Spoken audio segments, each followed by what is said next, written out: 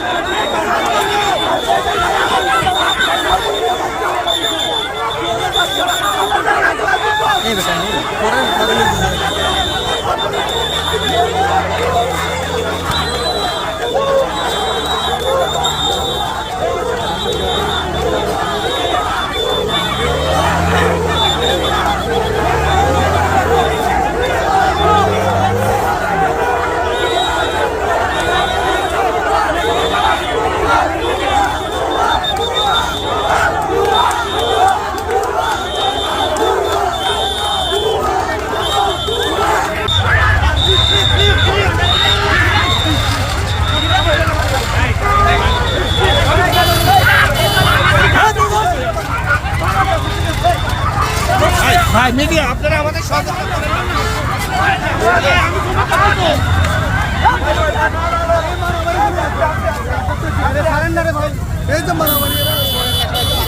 এখনো যথেষ্ট পরিস্থিতি তৈরি হয়েছে একটা ছেলেকে গ্রেফতার করার মতো, কারণ সে তো রাষ্ট্র বিরোধী কাজ করছে। আমি বলবো কারণ রাষ্ট্রের যত রকম কার্যক্রম সে বন্ধ করে দিচ্ছে।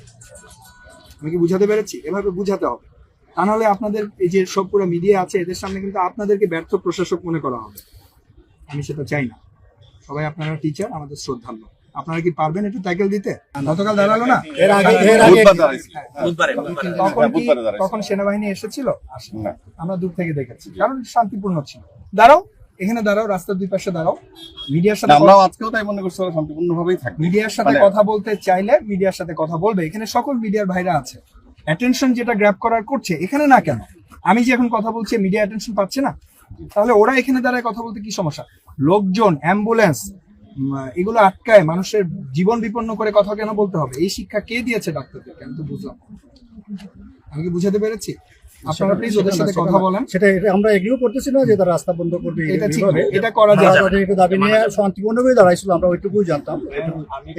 আমি চাই এরপর থেকে যদি ওরা এরকম রাস্তার সামনে আসতে চায়, আপনারা আপনাদের প্রোটোকল অনুযায়ী যাদের বনে তারা ওদের সামনে থাকবে।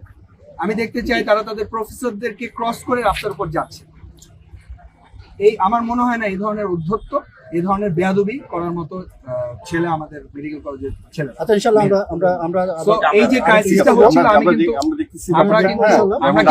আমরা সাথে আসবো। আপনাদের না, রাস্তার উপরে আপনারা এখানে দাঁড়াবেন, আপনারা ওদেরকে ঠান্ডা রাখবেন, ওদের কথা বলার ব্যবস্থা করবেন। রাস্তার উপরে হবে শান্তিপূর্ণটা হঠাৎ করে তো বিশৃঙ্খল তৈরি হয়েছে। শান্তিপূর্ণ হঠাৎ করে বিশৃঙ্খলা হয়নি। এটা গতকাল রাত থেকে এরকম একটা প্ল্যানিং চলছে যে এইখানে রাস্তা তারা আটকাবে। ইনস্ট্যান্ট হয়ে গেছে এরকম কিছু না। এটা আপনাদেরও ব্যর্থতা, যে এসব যে কানাঘুষা চলছে এটা আপনারা জানতে পারেন।